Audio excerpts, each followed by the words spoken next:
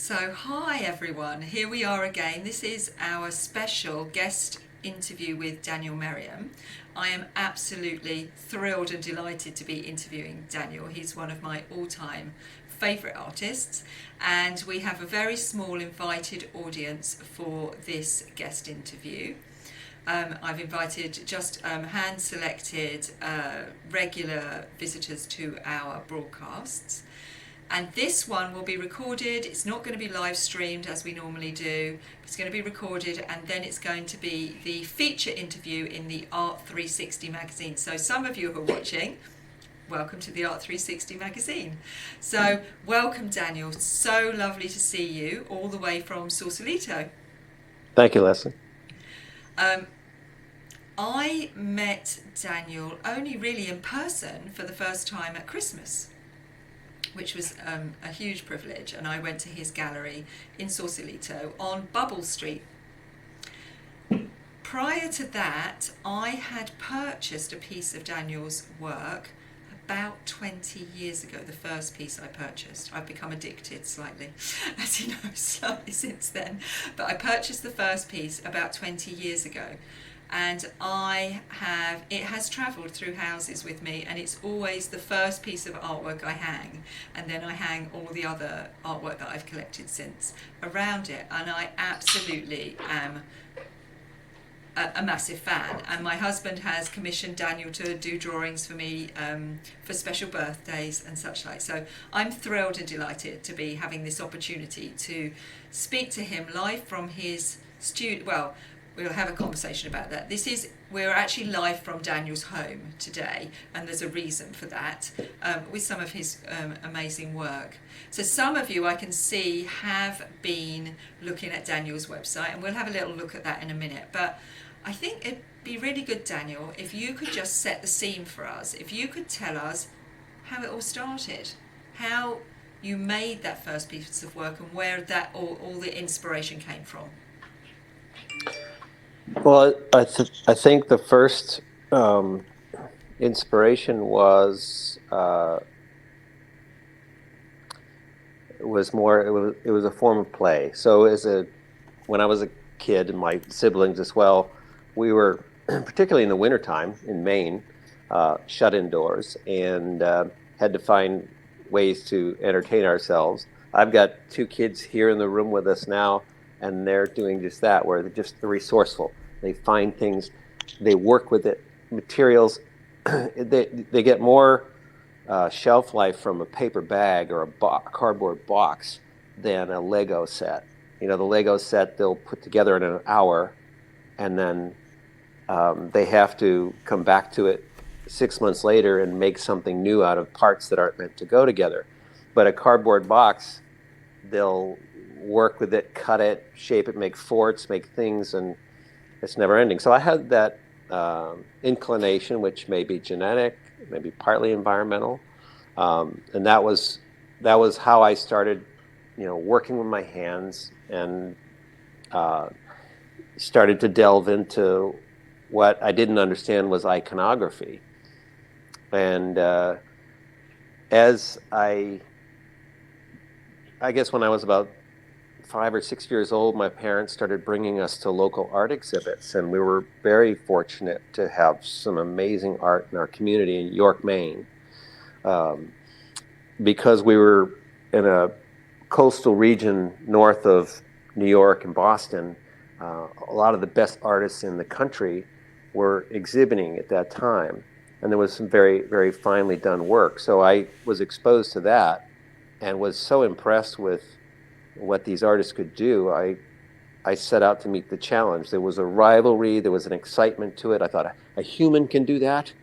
That means I could do it. And my older brother was the same way, but he was older, more developed, and he was setting the bar for me. And he was also musically inclined. So he had all the hemispheres of the sensories going, and I was focusing on the visual because I liked music. I was really into it, but I felt like I think I can do better with the art.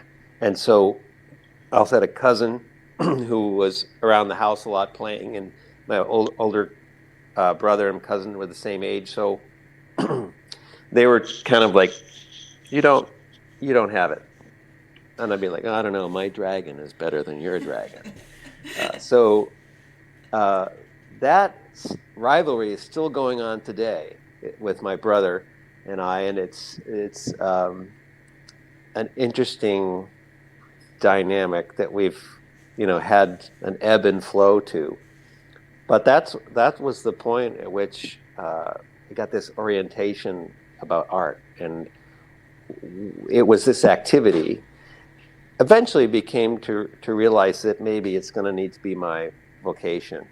Uh, but I was fortunate to be able to learn the importance of art and to appreciate it and to stage it in these exhibitions. So you said that at that time, that area, Boston, north of New York, was a really significant area for art. Is that still the case today? Well, I would say New York and Boston are pretty close. So your people that are traveling by train or what have you would go from New York and get on the train and go up into New Hampshire or Maine. And the trains don't run that far anymore, but like Maxfield Parrish would travel in and out of Manhattan from, he was on the border of New Hampshire and Vermont. His estate that where he had his studio and like a little farmhouse, and I'm sure he would bring clients up there and entertain them. And but that it's the Maine coast is close enough to the tri-state area that those people from the epicenter of the art world at that time when I was growing up, that Manhattan was the Soho was just coming around and becoming the scene, and the real jet setter artists would go to Maine in the summer and paint or stay on the coast, and it was a network. I'm sure there was a lot of things going on that I wasn't part of because I was a child, but I was introduced to some of these artists, and a lot of them wound up living there because it's a nice refuge from the New York scene. But then you got the urban artists. Yeah, we have a bit like that here because we live down towards the south coast in Hastings, and there's a massive art scene in Hastings. But a lot of them obviously have to, or have had to over the years, gravitate back to London to do the main showing. But yeah, a lot of the artists, like Quentin Blake, has his home out in Hastings and will come out of the city in summertime and spend their time there. So yeah, I suppose that's something that is familiar in that art context. But yeah, so your brother, I haven't seen your brother's work. So your brother is an artist also. Yeah, and his work doesn't look at all like mine. Oh, I hate it then. He's still as divergent as ever. Like, he doesn't stick to one medium. He's really still into music. He's led a very, adventurous life. He's been struck by lightning on horseback once, and he's done survivalist things, and he's got Lyme disease from getting ticks in the wilderness and all. So physically, I think now he's more resigned to more music, and he does some painting, but he does like more relaxed. Requires less physical discipline, but he's more into just living as well as he can. There's a lot of landscape painting, wildlife, wood carving. And he founded a fife and drum corps to work with children, and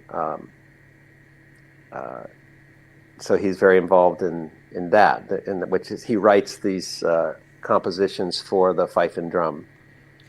I love fife and drum. I don't know why. Yeah, no, I quite like it. I have to say it's something that I really enjoy.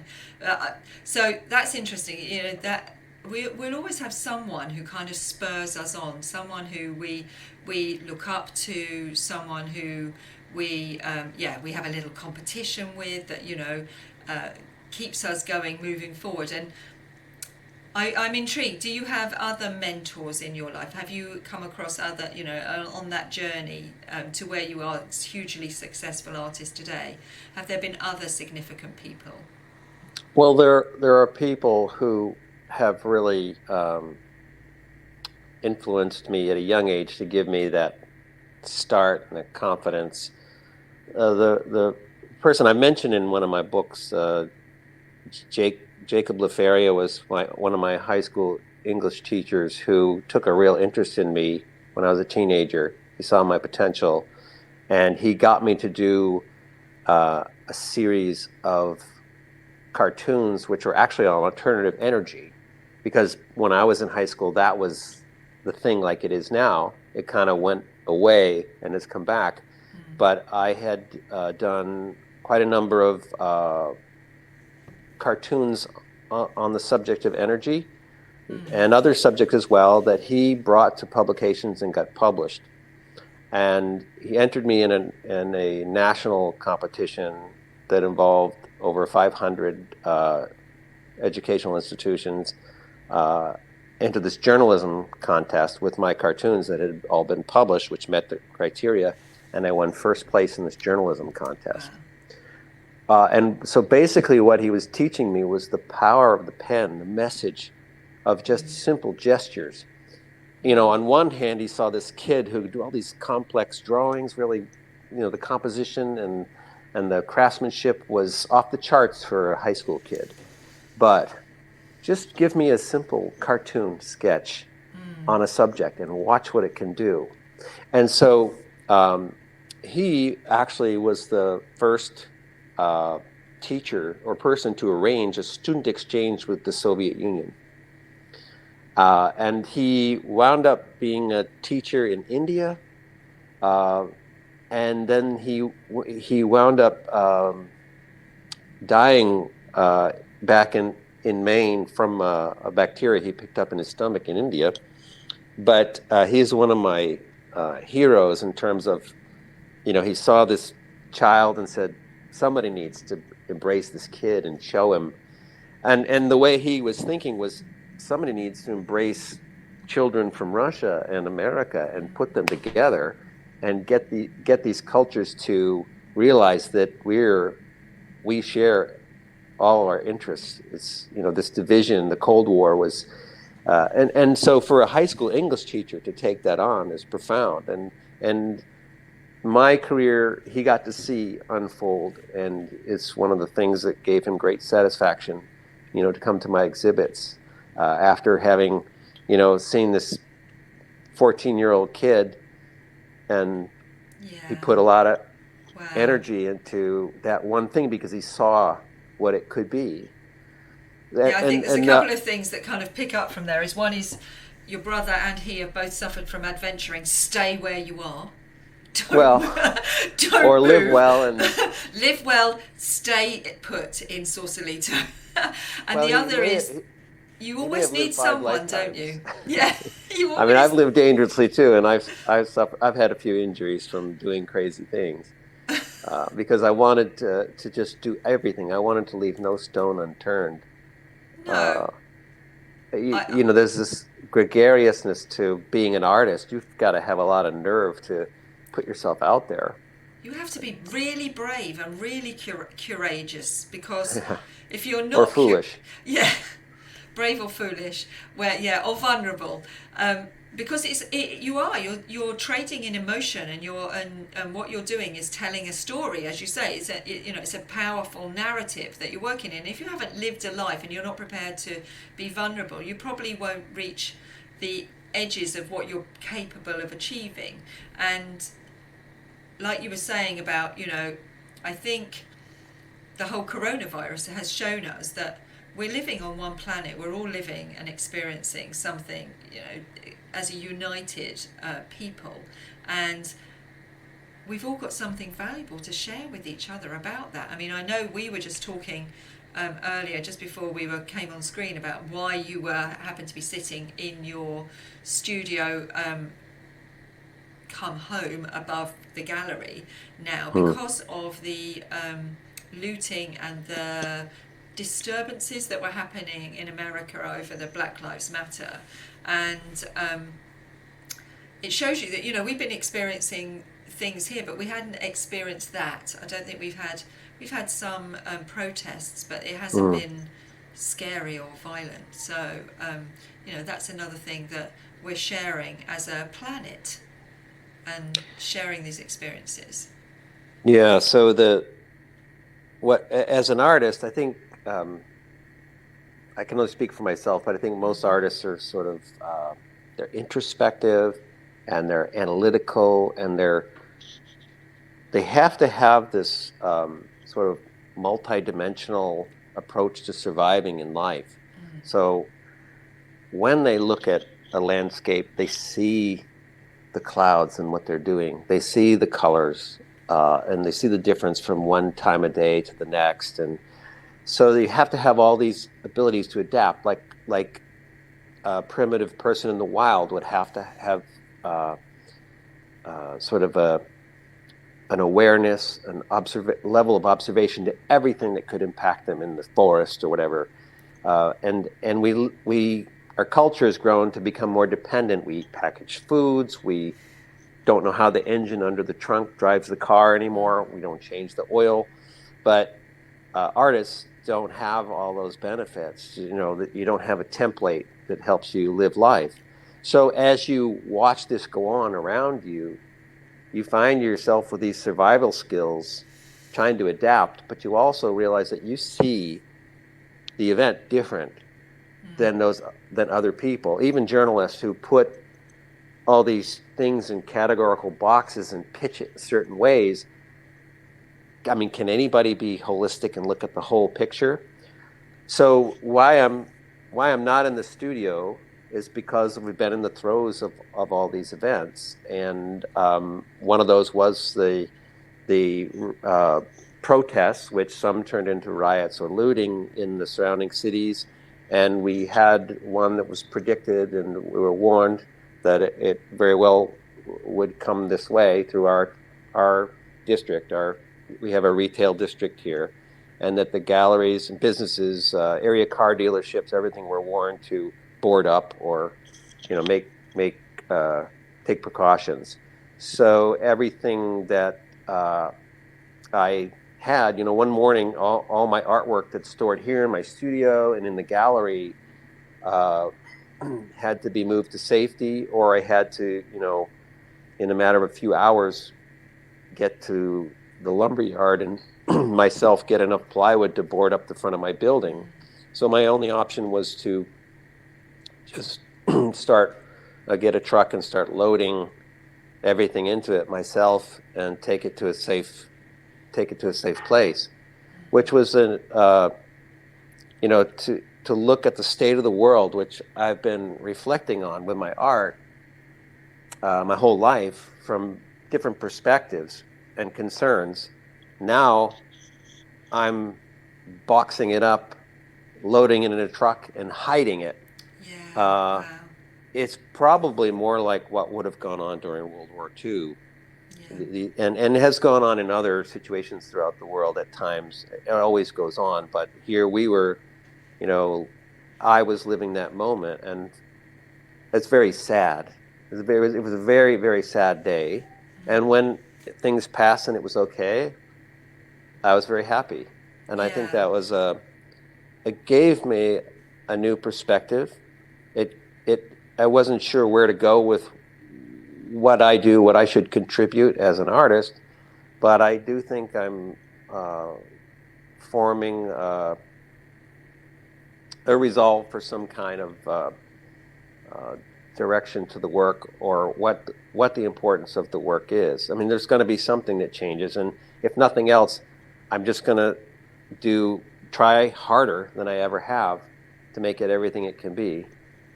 Yes, because I think we've talked a lot over the last few months about, you know, the impact of what we're experiencing right now, and then as we ease out of the peak of the lockdown, reflecting on what that has meant to us, and the integrity and the ethics of how you do the best you possibly can going forward. as artists, we are, we have a huge responsibility. We've had the responsibility of keeping everyone uplifted and putting the narrative and the emotion into the situation. So much of it's gone online, and you've been able to see museum experiences and performances, etc., online. So it'd be really interesting to see, with hindsight, when we, 2 or 3 years' time, looking back, how an artist's body of work has changed as the influence of this impacts. Your work is very satirical, surrealist, and it'll be interesting to see how you interpret that going forward. We can see some of your work behind, and there's a lot of motifs, like you said, iconography in it, and I wonder, I'll be intrigued to see in a few years' time the motives and iconography that you start embedding into the work as a consequence of this. I mean, if you really wanted to analyze what I do and why it was criticized, it's very applicable but very controversial. So the whole idea of ornament and my play on that and my rebellion against the status quo of the Manhattan scene of minimalism and all those modern movements that we've gone through, one of the rebellions against embellishment was colonialism, or sort of the evolution of a culture and its empowerment, and this decadence that could be seen by one sector, whether it's religious or political, as good or bad. And you see, different styles of art, like the particularly in France, you see the transition with Goya, or you see anything that's pre-revolution or post-revolution. You see this dramatic shift in the style, and that you think, well, is it fashion, or is it compelled by world events that really go to the core of what people are about? And that's one of the things that we're being asked right now with the BLM movement is go to your core and ask yourself what you do symbolizes. Where did it come from? What's its origins? What's its impact? Absolutely. And I think that artists can take license. It's not that strict that but if you look at political cartooning, you could see how effective Goya was. And my little line drawings, how they were very effective, but as soon as I crossed a certain line, backlash. It backfired. So you don't realize how important it is what you're doing the subject until the day it crosses the line, or until the day it inspires somebody. Yeah, absolutely. And we're at one of those points where definitely things are more meaningful. I definitely feel it. What you're talking about is that time of enlightenment, and I think we're going through another time of enlightenment right now. We're starting to see things quite differently, and I think you hear that dialogue of enlightenment quite a lot in the art world right now. And so, it's an interesting time that we live in. It's a really important time that we live in, and we hold quite an important place as the art community, the cultural community. We hold quite an important place in that, and so we have a responsibility. And as I say, what you're doing is not merely decorative. It has a place, and you're telling a narrative, and you're giving out that emotional reflection. You're thinking deeply about it. It's not just there merely to entertain people. There's a point to it. Looking at your work behind you, it'd be really interesting for you to talk through. And what I might do at this point is I might share your website on screen with us, and it'd be really interesting for you to just talk through a couple of your pieces and explain what inspired them and what you were thinking of at the time. So I'm going to do that, and what will happen is Daniel's, so for those who are watching, Daniel's website will take over the page, and Daniel and I will be down in the corner, and then we'll talk about a couple of pieces. So I'm just going to put that up on shared screen, because we've talked a lot, but I'm sure people would really now quite like to see some of the work. So here we've got an amazing piece with the cat, and I wonder if Yeah, there you go. So everyone can see that piece there. Now this includes the wonderful buildings, and this was the first thing when I bought the first piece of work from you. It's a cherub clinging to the roof of one of these fantastical architectural buildings, and it's got the birds in the background. And so this is a cat balancing one of your amazing buildings. Is this quite a new piece?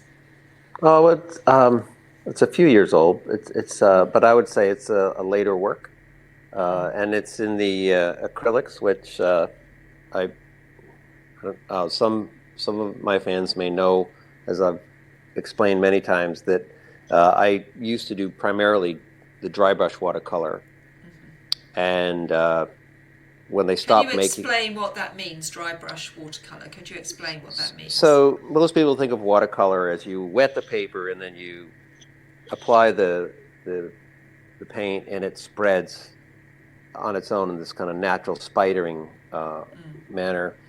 And dry brush is really just using far less water, working on dry paper and doing what some call scaling. But it's just kind of feathering different densities of it with your brush in smaller detailed manner, rather than like, let's say you were to wet a whole horizon and you make the water, you would let that paint bleed. Well, in dry brush, you would go along and paint every wave, and there'd be a tiny bleed going on, but it's on dry paper. So I think primarily you're applying your brush to dry paper versus wet. And the piece that I bought originally was that dry brush. The cherub. Cherub. It was dry brush. Yeah, and it probably was more like an Andrew Wyeth technique or style and subject. In fact, I think the architecture might be a little more, would be New England colonial, or it was definitely. But it has that transition of colonial to Victorian. So this piece that we've got here in front of us is what you would describe as a later piece, and you're doing it in acrylics now. Yeah, so it's all opaque paints, and I use some of the same scaling techniques. So for those who don't understand, can you explain what scaling means? So that's just doing thin layers that you build up to work kind of like a watercolor, but it doesn't soak in. It just lies on the surface, and it dries, and then you put another layer over that, and you just keep shading or creating the density range with little thin layers, using the brush to feather the density of the pigment from concentrated to less concentrated or thin. And this piece is saying, what were you trying to say with this piece? What was the story and the inspiration behind this piece? So one of the things that I try to do with what would normally be some type of realism is employ the mechanism of surrealism, or juxtaposition. So you take something out of its environment, much like a dream would do, or create the unexpected, and you keep the familiar in it.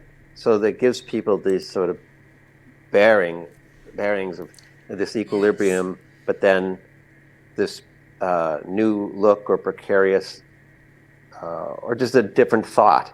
And so in this case, you've got the permanence of this architectural of this house. Maybe it's a mansion, and now it's situated on the back of something that's moving, and then that makes you start to think about the house in a different way. It may start to make you think about life in a different way, or where you live, how you live. In our world today, this painting may have a new meaning with the kind of shelter in place, or the upheaval of things, or the ability to adapt. Definitely resonates with me with that experience you just described about having to take all the paintings and put them into the back of a van. It's just like that, isn't it? It's like, and you were on a tightrope, you were on a knife edge of like time, and that was all you had at that moment. So yeah. Well, I think what you mentioned, prior to that, you would have thought about it differently. Right. I think what you mentioned is kind of points out how surrealism can work, and that I didn't know this was going to happen, but now I look back at the work and it becomes a vehicle for reflecting on the situation, understanding it in a different way. It can illustrate it accidentally, because the universe is kind of designed that way, where things just happen. Absolutely. You really need to let them happen. Yes, although we have to be, as artists, I'm going to take that one down and I'm going to bring up just one more, just so that we can have a little. So let's have a think about another one that's, oh, look at this chat. I love this one. Look at that. Let's have a little chat through that one. But I think it's absolutely that, isn't it amazing when you look back and you think, wow, now I understand where that was all going. But you can bring narrative. You can bring narrative to everything, can't you? And the hand that you're bringing to this here, with the detail in the medium that you're using, it's got such a hand of someone who draws. You can see that fine lining. I'm not only a good draftsman, I was a draftsman. Yeah. So the absolutely. architectural side of it comes from my interest in architecture and my pursuit of architectural design. And so one of the skills I adapted to quickly and most efficiently was architectural illustration and fine draftsmanship. Doing architectural drawings that were really nice looking, that would help sell the developer's project, or it's part of that world of architecture. Today it's all done on the computer, and very few people do hand drawings. Well, we have one in our community who is the curator of the SGFA, actually, Society of Graphic Fine Art in the UK, and he's, I think, let me just have a look and see if he's here with us, Vincent Matthews, and he would, yes he is, and he's exactly the same as you. He still does, he worked for Colfax and Fowler, and his drawings through lockdown have been absolutely incredible to observe, and he has the same as you, he did all his architectural drawings, he's an interior architect, are done by hand, and he really dislikes that whole CAD, the way that everything's gone to CAD, but he's had an amazing living, and now is an amazing artist as a consequence of that. I love the humour in this. I love the way the guy is sitting, and the red colour, the symbolic nature of the red colour with the bluebirds, and he is just, if we think about again, the moment of time, we are all pawns in this game of who decides to move which chess piece. You were saying to me, in California where you are, things are starting to lock down again, and because you're getting a spike, and that's kind of like symbolised within this image that I just randomly decided to bring up. It's like, what's going to happen in this next chess game, the next phase of this chess game?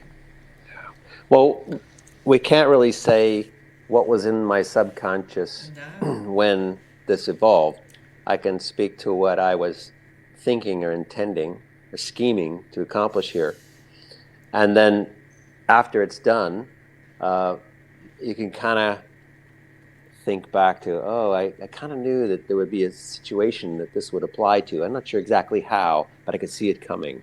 And so I look at it now and say, okay, he's sheltering in place. Well, then I also see he's plotting, he's controlling something, and that was a conscious thing that I did, where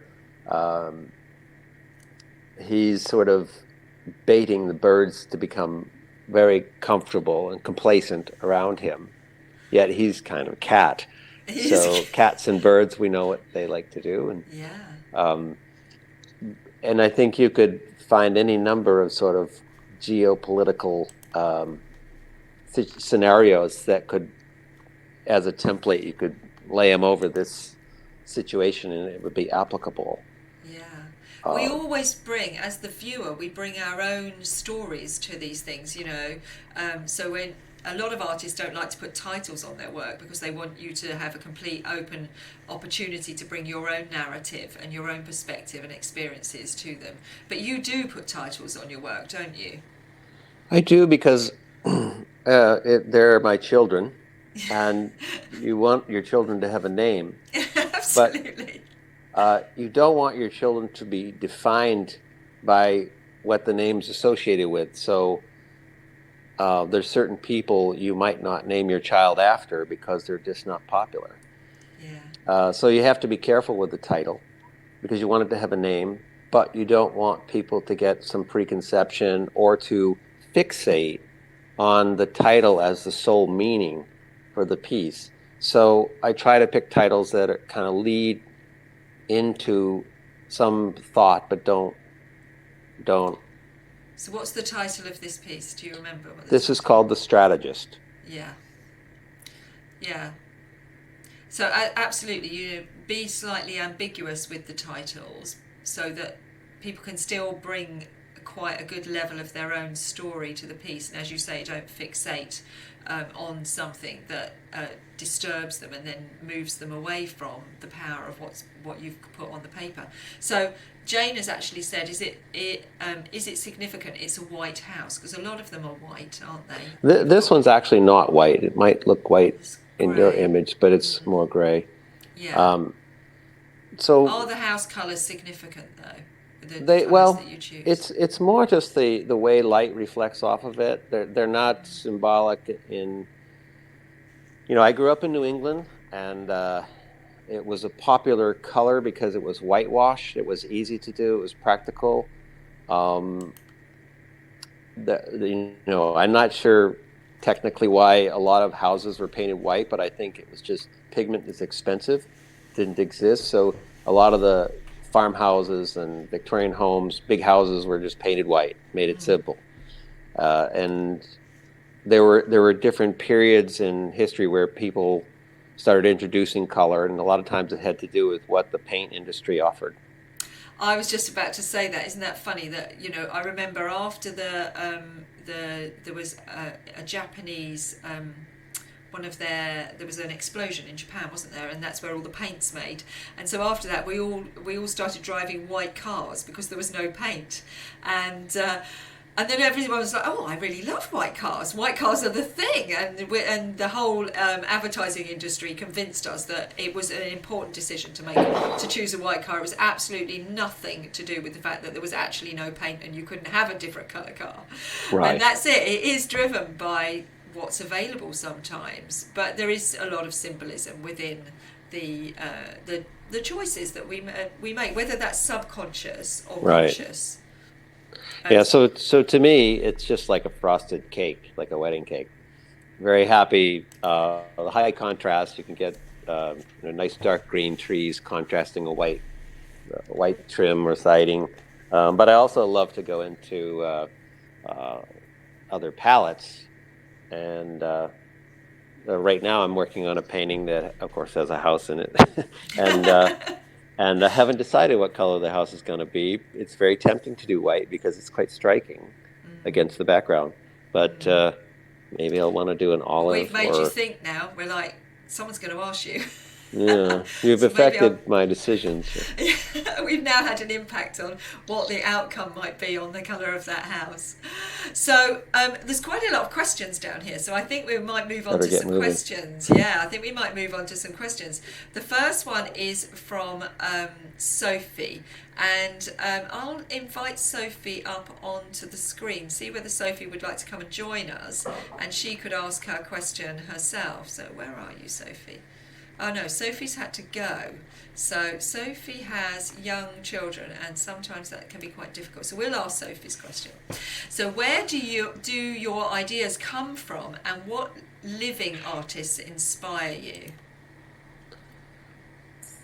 There are two questions that could be related to each other sometimes, but everybody wants to ask me where my ideas come from, and I think that's one of the great things about art the first thing you do when you look at it is you say, okay, what were they thinking here? Where did this come from?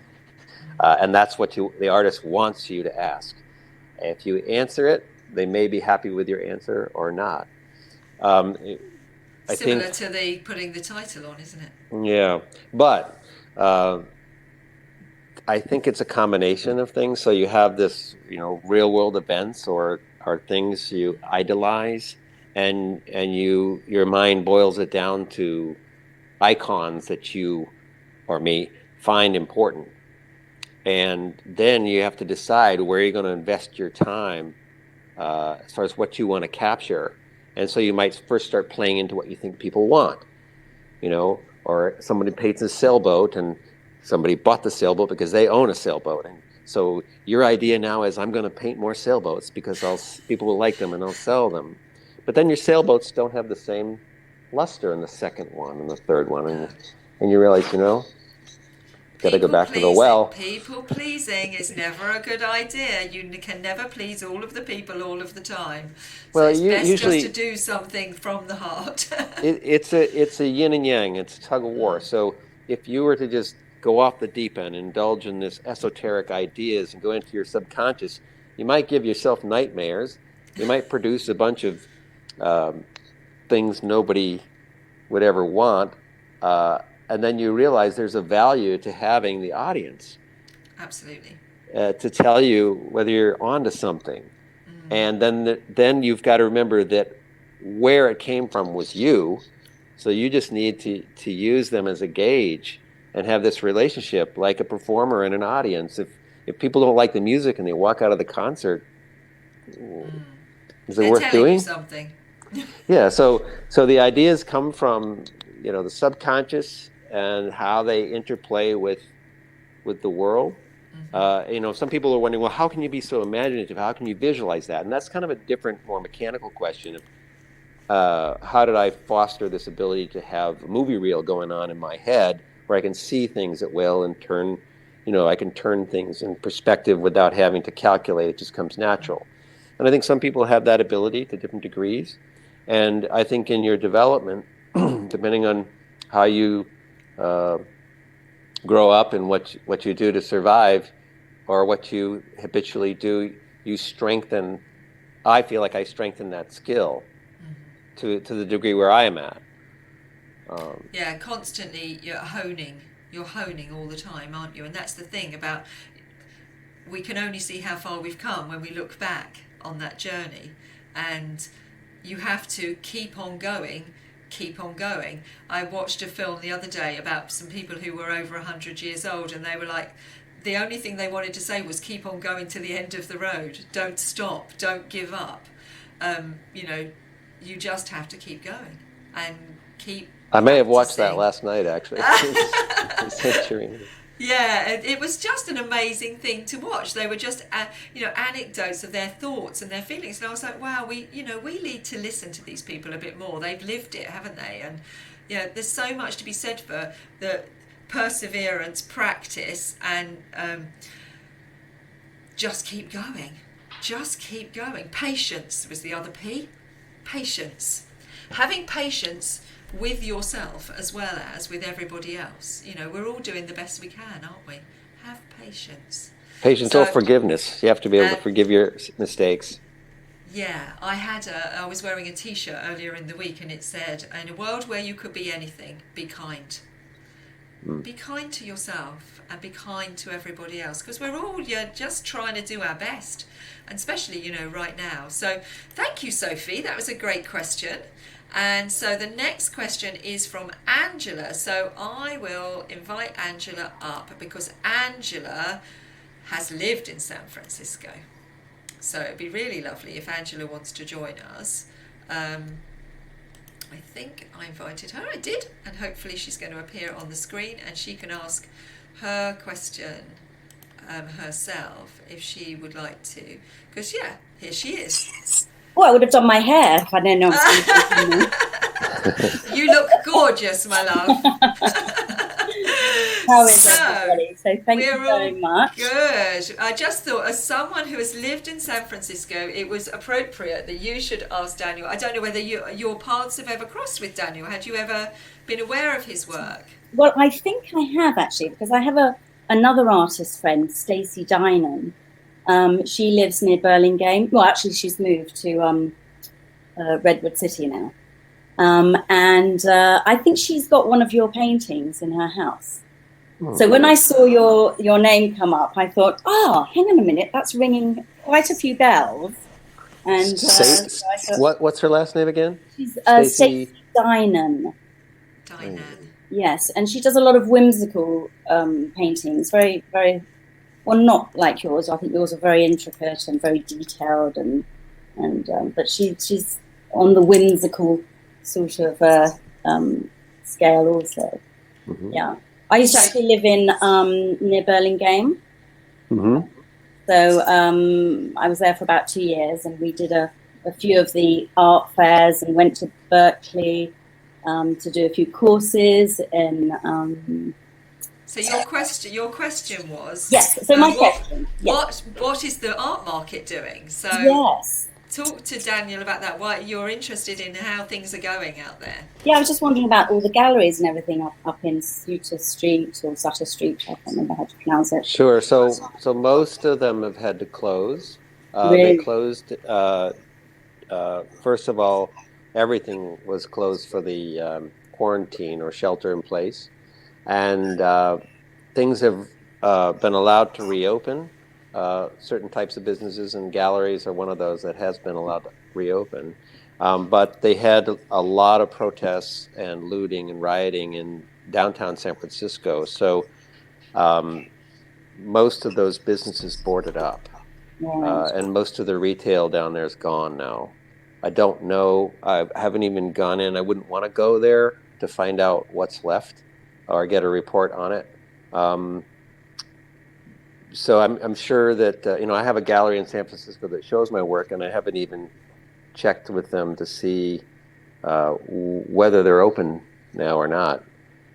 What most galleries have done is they've just gone, to their regular client base over the internet or phone and worked with people that are still interested. And they're, one of the things that kind of is a pleasant surprise is that people are maybe more interested in art because they're shut at home and they're starting to focus on their hobbies or what they collect and focusing on their space. They're not out in the world, maybe not as active in the office. So I think it's been, all things considered, pretty good response from the client base we have and a few new ones. On the retail level, if you will, people walking in off the street or new, you just don't have the tourism or the travel. So that side of it, like art sales is your fans and collectors that are following the work and can still access you through a private appointment or through the internet. But you've got the retail situation like San Francisco, Union Square area, or here in Sausalito, where people are just on vacation and see an art gallery and think, oh, let's go check it out. That is difficult now because you don't have the air travel, and so it's got some local. How long have you had your gallery in Sausalito open for? I think it's going on 10 years now. Oh, right, okay. Yeah. Yes, when I first met Daniel, you were showing in another gallery in Sausalito, weren't you? Mm-hmm. And then you opened your own gallery. So you're very much an artist and a gallerist, and so you're seeing this situation from both sides of the coin. So as you're saying, you're engaging with your buyers now very much on a personal level, building relationships and working on that, but you're not getting the new spontaneous stuff. Yeah, and I think that part of the patronage is due to many years of relationships with these collectors, or they're following up the work and they're want to make sure that it's still there, that I'm still here, and that they can still collect it. So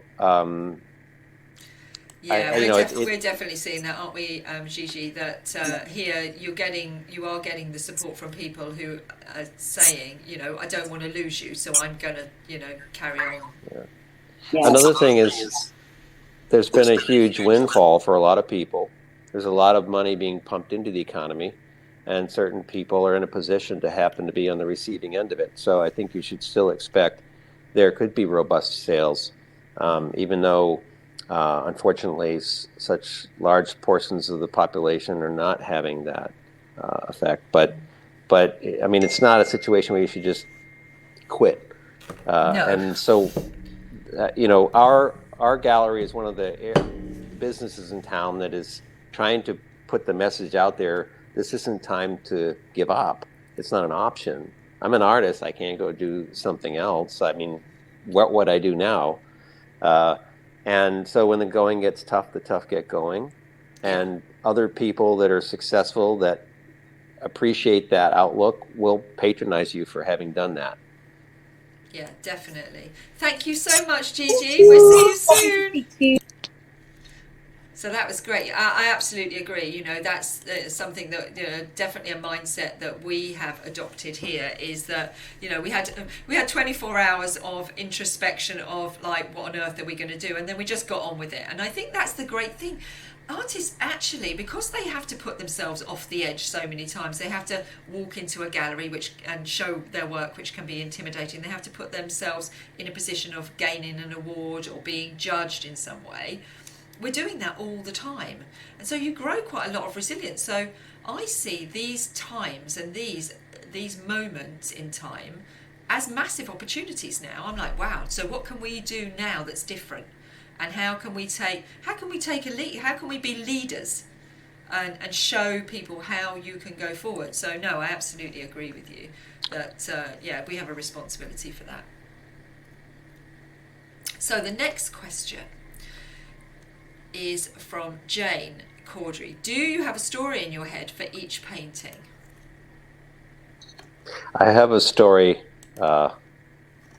running through my whole life, and these ongoing stories that are more like a dream that doesn't particularly end. Good.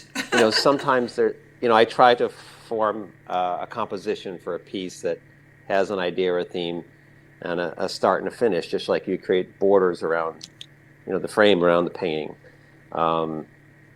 So they're all part of a bigger story, but I explore these little stories in one piece, and then within that piece, you'll have lots of little stories, kind of like fractals, or they can build. There's opportunities anywhere, like in a dream, for something to happen. But then you get something you really want clarity on. Maybe that's the dream you have. You go, I like that dream. I'm going back to it. Can I get back to that dream? I really like that. Do a bit more exploration of that one. That's why I always make that comparison to dreaming within my work, because formatting is, I try to allow that lucid aspect to allow for that magical moment to happen, to come from the place you weren't expecting it from. Yeah, deep from and I trust in that order that nature just takes care of it. And so that they're not meant to be literal illustrations with a storyline, but they could be. They may form into that. And I think that's most stories kind of come from that, unless you're depicting something that already happened. Absolutely. Okay, thank you. That's great. So do you show in London? Is the next question. I've not had like a proper exhibition in London, and I actually had made a trip there looking for a gallery that might be suitable, and tried desperately. Couldn't find even a gallery that was open. I looked at other artists in my category to see where they were exhibiting, and didn't succeed on that trip. And I'm still very curious. I've had galleries ask me to exhibit, but their terms have not been suitable for my goals. No. So that's still a possibility. So not at the moment, but you have shown in France, haven't you? You do show in France. Yes, and I have had, I've shown in different galleries in Europe. and I've been in group exhibits that travel and things. So we've still got an opportunity, guys. We'd like to get Daniel It's here. still the new frontier. Really would like to get Daniel showing in London. One of the things that really affects it is the economics of it. So if the art market's better here and it costs 5 times as much to get it to Europe, and there's the taxation and the insurance and security of it, there's a lot to consider why the work wouldn't make it there. So, I think if I were living there and painting there, that would just happen by default. It would be harder to get it here. Yeah. And I mean, it's a massive risk, isn't it? Because you, as you say, you look at the business model and you get it all across there, and then you're taking a massive risk that is all going to sell, and you're not going to have to ship it all the way back again. And so that's a big thing. The venue has to have a strong ability to sell, and a lot of European art dealers are not as motivated on the sales because they may not have as high overhead. They have a different kind of outlook on it. But in today's economy, you need a much higher return on your investment to cover your costs. Yeah. And the other thing is you got the international laws. So like, for instance, my gallery in Mexico City sold a big painting and didn't pay me for it. And they had some earthquakes and things, and think they had trouble. But I have no way to collect that money because the legal systems don't have reciprocity between the over those borders. So there's a lot of things to consider when moving your particularly original artwork overseas. Yeah. What about art fairs? Have you tried art fairs? I've considered them. It's kind of a hemispheric shift in how you choose to sell your art. And a lot of galleries try to make that leap into the art fairs, and it becomes very expensive. I think it inflates the cost of the program. And if you don't need to do it, I don't know if it's nice to participate in that kind of thing. It's very stressful. It's sort of, pop-up kind of thing. I saw and I'm selling out. Yeah, you sell out your shows, don't you? Sell out my inventory through just the one gallery. So, I do detail work. Takes a long time to accomplish. So the volume of work I'm creating may not require more than one or two. I think because you represent venues. yourself and you have your own art gallery and you're not prolific, the requirement for you to be doing these things is limited. Is just I did see a piece of research last week saying that the big galleries do most 80% of their sales at art fairs now. That's been the trend. Yeah. And I used to do Art Expo New York when it was better. It doesn't exist anymore, but I was kind of on the. It'll be interesting to see how these art fairs kind of fare. Sorry. how they get on now that their business model doesn't really work because they're relying on getting lots of people into one space at work for a very short period of time, and that's not going to work for now. Yeah, I think the internet is the key right now, and the way it's filtered is the problem, and that can you trust the platforms to not exploit it? And you've got a lot of different art websites that sell artwork, and their business model is much like Amazon. So I'm a little worried and try to stay out of those. They're basically trying to grab all the client base from all the artists and control it, and then kind of make you pay to get back in. So they're really looking to the artist for the money, less from the collector. Your desire to. The wrong way round. That's just how. Opinion. It's a shrewd business move. It is, but it's the wrong way round. And, the collectors should be supporting the market and that not the artists.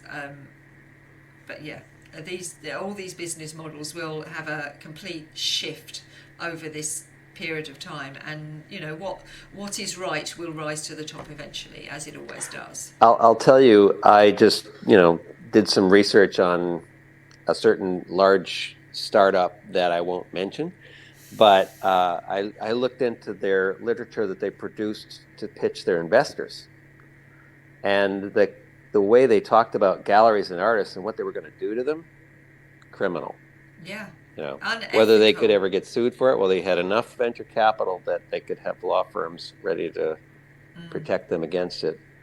But that's unethical, isn't it? It's unethical, and that's why we, you know, something that we do as a business is always educating, always saying, you know, just be conscious, be thoughtful, think about why that person might be asking you to do that, think around the edges of it, think about what the consequences might be.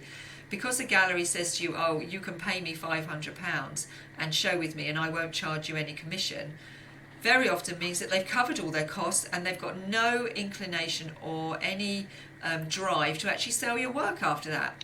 You know, right. There's no point. All their risk has been mitigated by you paying that fee up front. Why would you do that? You know, it should be a shared thing. If they're going to make money out of you, then there has to be some shared ground. Peter, who runs an art gallery, I think he'd be very happy to show your work, and I think he'd be very happy to discuss it with you. I'm all ears. So Rowena, yes, he's saying yes. You can visit Daniel's gallery, Peter. There's a little button at the bottom, and I'll definitely link the two of you up. Which artists have inspired you particularly? Rowena is asking. Well, I get asked that a lot, and I always mention the same names. But to be fair, there's no limit. I look at so much art. I have a huge appetite for viewing art and appreciating it. But I'll mention a few, which of course I always mention Maxfield Parrish, because of his innovation and his appetite for addressing new techniques and ways to work with metamerism and reflective materials and layers and complementary colors. And he actually worked with photography as well, but there's a lot of mystery to actually how he created the pieces, but it's still incredible. And he was also from a genre that I really loved, which was the sort of transition from the Victorian era into the Art Nouveau era, where you had all this the sort of melting pot of all these artists and cultures and literature and ideas and romance. It was a great. I can see why he's an influence. It was everything that built up to World War I, World War II, and then I was also I'm a big fan, and he was a mentor to me when I was younger. It was Alan McGee, who was a hyperrealist. He's one of the most successful, well-known hyperrealists, and he was very generous in having me into his studio and giving me orientation when I was young. We were in an exhibition together. He had won the adult category first place, and I won the student category first place. So he kind of gave me a lot of advice as to where my artwork fit in and what to do in the art world, how to navigate it. Mentors are incredibly important like that, aren't they? That, you know, you need them in different, and they change. The person who is the mentor changes during the period of your career. Sometimes they go like the thread all the way through, but other people will pop up and help you. Have you had other people who have mentored you and helped you navigate? Because this art world does need some support in navigating. It is not as straightforward as we've just said. You know, it's changing at the moment, and you can see all the online galleries behaving in the way they are, and you know, you need to be really strong and have someone there, to strong guiding hand to help you with that. Well, there comes a point where you become the mentor. There comes a point where you've been in it long enough that when you meet somebody else, they're more like a colleague. And you're sharing, comparing notes. Yeah. You can give each other advice, but they hope to take as much away from the table as you do, and you realize you're the elder. And I'm 57, but remember, I've been doing this since I was 7 years old or 5 years old or whatever, and I've been selling my artwork since I was 12. So most of the dealers that were around when I was 12 are not in business anymore. But I work closely with a lot of dealers, and we talk about these things and strategies. And in terms of artistic creation, I think it's more starved. There's not a lot of interface between artists that kind of stay in their studio and log a lot of hours creating. They have less time spent in the salon environment, or getting critiques from other artists that they come in for a smoke in their studio or whatnot, like they did in the Belle Epoque. Or I probably really went off point on my. No, that's fine. I was just enjoying listening to you. I think that absolutely right, that there is now definitely a benefit from groups of artists gathering together and sharing their experiences, and even integrating into that people who maybe aren't absolutely in the art world, to listen to different perspectives. So that's the kind of that concept of the mastermind, isn't it? The mastermind group. I don't know whether that's something that you've become aware of in the US. I know it's being talked about quite a bit here, is the mastermind group, where people gather as a group and they you share your issue, or you share the thing that's troubling you, and everyone like chats about it and shares their ideas. And it's not one person saying to you should go and do this, but they're like, well, if I were you in that experience, I would say this. And I think there's a great deal, that's like sitting down with the tribal elders, isn't it? And bringing your problem to the table. With the art world, there was a group show many years ago. I don't remember how many years. It was probably 10 or 12 years ago, maybe more than that, not more than that, 15 years ago, in Cebu, Denmark, where all the fantasy or whatever our category is, we're all invited to this. It was kind of juried and invited to this exhibit, which was in the middle of nowhere in an old medieval castle in the attic. But all the artists that I know, and we all show in the galleries, and we were all together in one place, and it was pretty cool because we could talk, and everyone was pretty open. There was the rivalry, there was this sort of, not cannibalism, but this sort of protectiveness or bias, but it was a great experience, and I'd love to have more of it. But what seems to happen is you wind up getting artists whose style is different or from a different genre that you become closer with, maybe because there's no overlap in your market and client base.